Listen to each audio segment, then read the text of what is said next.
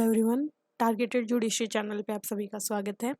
आज की इस वीडियो में हम बात करेंगे जेएलओ के पेपर फर्स्ट के बारे में, जो कि कॉन्स्टिट्यूशन का पेपर होता है और जिसमें कि 150 क्वेश्चन पूछे जाते हैं। 150 क्वेश्चंस होते हैं और ये 50 नंबर के होते हैं। 3 घंटे का पेपर होगा और कॉन्स्टिट्यूशन के पेपर में हम बात करेंगे कि किस तरीके के क्वेश्चन पूछे जाते हैं। तो 150 क्वेश्चन कॉन्स्टिट्यूशन के पेपर से बनाना मतलब कि यहाँ पे क्वेश्चन हर टाइप के आपको मिलेंगे। Most of the question easy है नेचर में, जो कि आप डायरेक्ट आपको आर्टिकल पता है तो टिक हो जाएंगे सीधे। अब स्टार्ट करते हैं हम कि किस तरीके के क्वेश्चन पूछे जाते हैं। जैसे आप देखोगे सबसे पहले क्वेश्चन दिया है कि डिस्प्यूट बिटवीन सेंटर और स्टेट।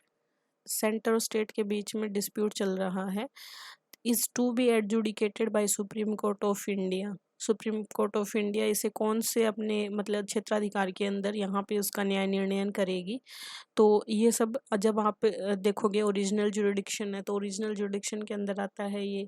अब इसके अलावा advisory jurisdiction, appellate jurisdiction, writ jurisdiction भी हैं, तो उन सब के बारे में डिटेल से जब हम डिस्कस करेंगे तब देखेंगे। तो देख सकते हैं अगर ये क्वेश्चन अब वहाँ पे डायरेक्ट दे रखा है तो बस डायरेक्ट आपको पढ़ना है और अगर पढ़ा हुआ है तो यहाँ पे टिक हो जाएगा। तो इस तरीके से पढ़ना है। अगला है कि पूछा है कि कौन सा प्रोविजन जो है वो इस 81st अमेंडमेंट एक्ट 2000 में जोड़ा था। तो देख सकते हैं हमें ये भी याद रखना है कि इस अमेंडमेंट के थ्रू कौन सा यहाँ पे प्रोविजन ऐड किया गया था। तो जो मोस्ट इम्पोर्टेंट अमेंडमेंट है उनके हमको देखने पड़ेंगे। अगला है कि इंडियन कॉन्स्टिट्यूशन में अबोलिशन ऑफ अनटचेबिलिटी कौन से आर्टिकल में दिया है। तो ये डायरेक्ट आप देखेंगे तो वहाँ पे आपको डायरेक्ट मिल जाएगा। और यहाँ हमारा पर्पज है कि हम देख रहे हैं कि किस तरीके के क्वेश्चन पूछे जा रहे हैं कि हमें कितनी डेप्थ तक जाना है। अगला है इंडियन सुप्रीम कोर्ट के बारे में स्टेटमेंट पूछे हैं कि कौन सा फाल्स है। तो पहले दिया है कि कितने उसमें सुप्रीम कोर्ट के न्यायाधीश कितने होते हैं, शुरुआत कब हुई थी, उसके कौन कंपोजिशन और पावर कौन से आर्टिकल में दिए गए हैं, कौन अपॉइंट करता है, यानी कि बेसिक डिटेल्स आपको होनी चाहिए। तो सुप्रीम कोर्ट के बारे में हम डिटेल से बात करेंगे तो उससे क्वेश्चन ईजिली सोल्व हो जाएगा। नेक्स्ट है कि सुप्रीम कोर्ट का जज बनने के लिए कितने साल तक प्रैक्टिस की जानी चाहिए। तो ये जब वो योग्यताएं पढ़ेंगे सुप्रीम कोर्ट का यहाँ पे जज बनने की, उसमें मिल जाएगा। नेक्स्ट क्वेश्चन है डीपीएसपी से। डीपीएसपी बहुत इंपॉर्टेंट है। देखो fundamental rights, DPSP, fundamental duties, बहुत भर भर के क्वेश्चन यहाँ से पूछे जाते हैं। फिर सुप्रीम कोर्ट, हाई कोर्ट, इनके क्वेश्चन, प्रेसिडेंट के क्वेश्चन भी पूछे जाते हैं। फिर अटॉर्नी जनरल के क्वेश्चन यहाँ से पूछे जाते हैं। फिर बहुत सारे क्वेश्चन इस तरीके के पूछे हुए हैं यहाँ पे कि देखोगे ना आपके जुडिशियल रिव्यू है ये कहाँ से लिया गया है, या फिर फंडामेंटल राइट्स कहाँ से लिए हैं। इस तरीके के क्वेश्चन देखने को मिलेंगे बहुत सारे। अब यहाँ पे डीपीएसपी में पूछा है कि रॉन्ग स्टेटमेंट बताना है डीपीएसपी के बारे में। तो 4 ऑप्शंस दिए गए हैं और इनमें से बताना है एक यहाँ पे रॉन्ग है जो। तो जब डीपीएसपी के बारे में डिटेल से देखेंगे तो आप इजीली यहाँ पे जो गलत स्टेटमेंट है उसको हटा पाएंगे। अब यहाँ पे गलत ये है, डायरेक्ट डीपीएसपी है ये हमारे इनमें इनके उल्लंघन पर न्यायालय रिट जारी नहीं कर सकता, तो ये वाला ही गलत है। नेक्स्ट है कि पूछा कि डीपीएसपी कहाँ से लिए गए हैं। देख सकते हैं ऐसे क्वेश्चन पूछ रखे हैं डायरेक्ट।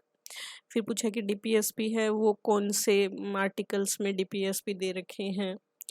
नेक्स्ट पूछा है कि federal system, based on the federal system the guardian of Indian constitution कौन है। एंड नेक्स्ट है कि ये जो डीपीएसपी हैं of state policy are included in which part of, कौन से पार्ट में दिए हैं, कौन से आर्टिकल में दिए हैं, कहाँ से लिए गए हैं। इस तरीके के क्वेश्चन पूछे हुए हैं। देख रहे हैं कि इजी क्वेश्चन है वो ही अब तक पूछे गए हैं। नेक्स्ट है who is empower to enlarge the power of, supreme court की जो पावर है उसको कौन इनलार्ज कर सकता है। तो यहाँ पे पार्लियामेंट कर सकती है। अगला पूछ रखा है कि हाई कोर्ट के जो रिट जारी करने की शक्ति कौन से आर्टिकल में दे रखी है। फिर है कि a person unlawfully detained may question his detention. तो कौन सी रिट के थ्रू वो पूछ सकता है अपना अनलॉफुल डिटेंशन को। फिर सुप्रीम कोर्ट को कौन से आर्टिकल में इस्टेब्लिश करा जाता है। नेक्स्ट है कि आर्टिकल 21A जो है इंडियन कॉन्स्टिट्यूशन का, विच provision is included in the fundamental duty. संविधान के अनुच्छेद 21 के संदर्भ में कौन सा प्रावधान मूल कर्तव्य में भी समाहित किया गया है। अब है कि राइट टू होल्ड और एक्वायर प्रॉपर्टी कौन सा राइट कहलाता है। And detention under preventive detention act is a reasonable restriction, under कौन से आर्टिकल पे रीजनेबल रिस्ट्रिक्शन यहाँ पे लगाता है। फिर है कि ओरिजिनल जुरिडिक्शन कौन से आर्टिकल में दी गई है सुप्रीम कोर्ट की। फिर है कि सुप्रीम कोर्ट की जो एडवाइजरी जुरिडिक्शन है वो कौन से आर्टिकल में दी गई है, तो डायरेक्ट पूछ रखा देखो।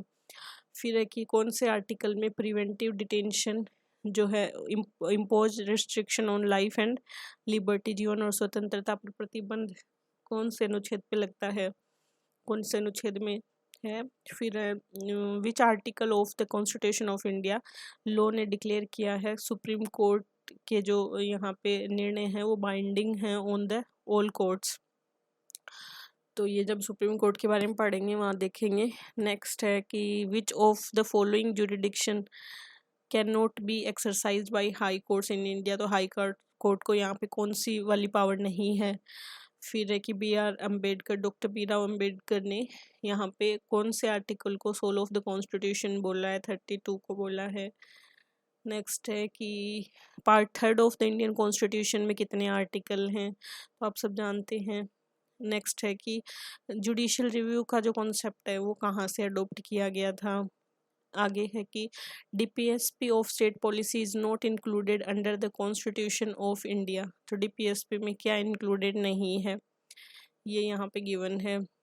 तो DPSP आपको डिटेल से मालूम होना चाहिए DPSP में क्या क्या दे रखा है। अब देख रहे हैं कि इतना सा अपन ने पढ़ा है 27, यहाँ पे DPSP से रिलेटेड 5-6-7 क्वेश्चन आ गए हैं। नेक्स्ट है ये भी DPSP का, ये कि DPSP का उद्देश्य कौन सा नहीं है।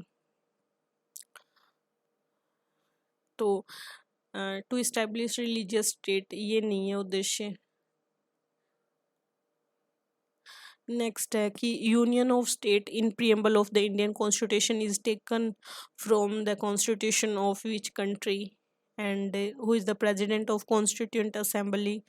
नेक्स्ट है कि आर्टिकल 21 जो है उसमें प्रोसीजर इस्टेब्लिश्ड बाय लॉ है, ये कहाँ से लिया गया है।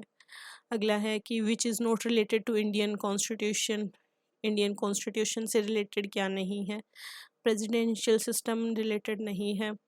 फिर है कि कॉन्स्टिट्यूंट असेंबली थी उसमें number of the member of the drafting committee के मेंबर्स की संख्या कितनी थी। आर्टिकल 14 में इक्वलिटी बिफोर लॉ और इक्वल प्रोटेक्शन ऑफ लॉ को कौन सी कंट्री से लिया गया है। And the right to health is को commitment of which article of the Indian constitution. स्वास्थ्य के अधिकार के बारे में बात करी है। आर्टिकल 19 में पूछा है कि जो फ्रीडम ऑफ स्पीच और एक्सप्रेशन है वो किस तरीके का राइट है। राइट ऑफ प्राइवेसी जो है वो कौन से आर्टिकल में है। कितने फंडामेंटल राइट आर्टिकल 19 में दिए गए हैं। How many fundamental freedom are included under article 19। फिर पूछा है कि preamble of the constitution of India declared India as republic, republic क्यों बोला गया है।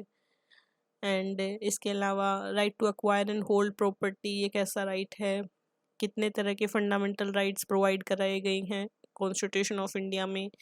एंड नेचर क्या है DPSPs का। इसके अलावा कोर्ट में give the command by which writ, किस रिट से समादेश दे सकता है न्यायालय। The term state under article 12 of Indian constitution for the purpose of application of which part, कौन कौन से पार्ट पे यहाँ पे लागू होती है। Total suspension of article 14 of constitution can be made under which article. और इंटरेस्ट ऑफ माइनॉरिटीज़ कौन से आर्टिकल में प्रोटेक्ट करा गया है। अनटचेबिलिटी कौन से आर्टिकल से अबोलिश करी गई है। देख ही सकते हैं एक ही क्वेश्चन ये अनटचेबिलिटी वाला पहले भी आया है फिर से आ गया है। एक ही क्वेश्चन को दो तरीके से पूछा हुआ है। The concept of single citizenship India में अडोप्ट किया गया है, तो ये कहाँ से लिया गया है। राइट टू इन्फॉर्मेशन कैसा राइट है। फिर फाइंड द मिसमैच्ड पूछा है, तो यहाँ पे सिंपली आर्टिकल दे रखे हैं और पूछा है कि इसमें से मिसमैच कौन सा, तो आपको मालूम होना चाहिए ये। नेक्स्ट है can customary law prevalent in India में be tested at the touchstone of the constitution, क्या रूढ़िगत विधि को भारत में प्रचलित है उसको संविधान की कसौटी पे परीक्षण किया जा सकता है या नहीं। नेक्स्ट है कि कौन से fundamental rights could not be withdrawn on declaration, emergency declare करने के बाद कौन सी फंडामेंटल राइट को वापस नहीं लिया जा सकता। Preamble of Indian constitution name our country, preamble में अपने इंडिया का क्या नाम दिया गया है। नेक्स्ट है under power of judicial review, supreme court और हाई कोर्ट क्या करते हैं, क्या रिव्यू करते हैं। 4 ऑप्शन दे रखे हैं, तो एग्जामिन करते हैं constitutional validity of laws. High Court जज कब रिटायर होते हैं, एज पूछ ली। Which of the following not been British constitution में से इनमें से क्या नहीं लिया गया है, तो फंडामेंटल राइट्स नहीं लिए गए हैं, ये यूएसए से लिए हैं। नेक्स्ट है जज ऑफ हाई कोर्ट को कौन अपॉइंट करता है। देख सकते इतने सिंपल सिंपल क्वेश्चन पूछ रखे हैं, इसी वजह से कट ऑफ भी हाई जाती है। Judiciary shall be separate from executive, ये कहाँ पे दे रखा है, तो आप जब डीपीएस पे पढ़ोगे वहाँ पे दे रखा है साफ साफ। The personal freedom is guaranteed by which writ, से पर्सनल फ्रीडम है वो यहाँ पे गारंटी की जाती है। सुप्रीम कोर्ट जज गेट देयर सैलरी, कहाँ से मिलती है सुप्रीम कोर्ट के जज को सैलरी, सब आपको मिलेगा वहाँ पे जब पढ़ोगे ना, कंसोलिडेटेड फंड ऑफ इंडिया से मिलती है। The meaning of supreme court and high court as a court of record is, उच्च न्यायालय और उच्चतम न्यायालय का विलय न्यायालय होने से क्या अर्थ है। और यहाँ पे जो प्रियम्बल है उसमें करेक्ट कॉम्बिनेशन ऑफ कॉन्सेप्ट क्या है, preamble of the Indian constitution. तो social, educational, economic, social, religious, political, ये पूछ रखा है कि कौन सा इनमें सही है। तो social, economic and political. Mini constitution कौन से आर्टिकल अमेंडमेंट को बोला गया है। आर्टिकल 39 में क्या दिया गया है, मतलब इम्पोर्टेंट है ना, वो पूछ रहे हैं सारी।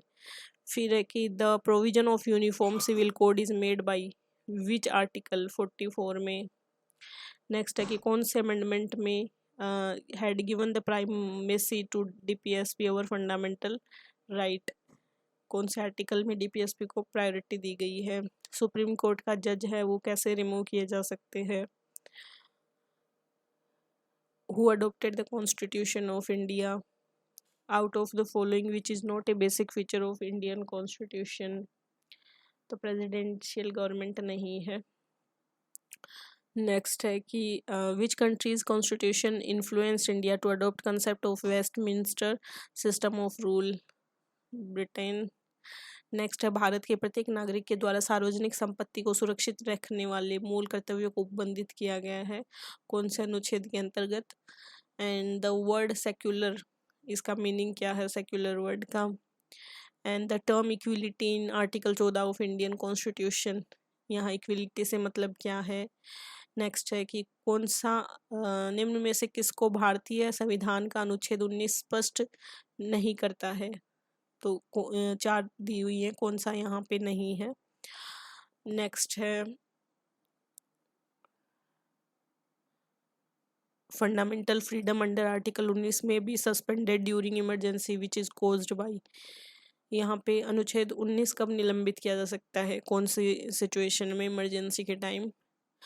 तो ये स्पेसिफिक दे रखा है कि हाँ ये वाली होगी तब ये 19 है ये होगा, फिर 20-21 कभी नहीं होता, इस तरीके का दे रखा है पूरा। 75 का है कि provision of free legal aid is made under which article of Indian constitution, free legal aid 39A में दे रखा है। तो ये हमारे 75 क्वेश्चन हुए, बाकी के 75 नेक्स्ट वीडियो में बात करेंगे उनकी। तो देख सकते हैं कि अभी तक हमने देखे इनमें बहुत ही कम कोई क्वेश्चन ऐसा होगा जो आप नहीं कर पाएंगे कॉन्स्टिट्यूशन को पढ़ने के बाद, इसके बेयर एक्ट को पढ़ने के बाद।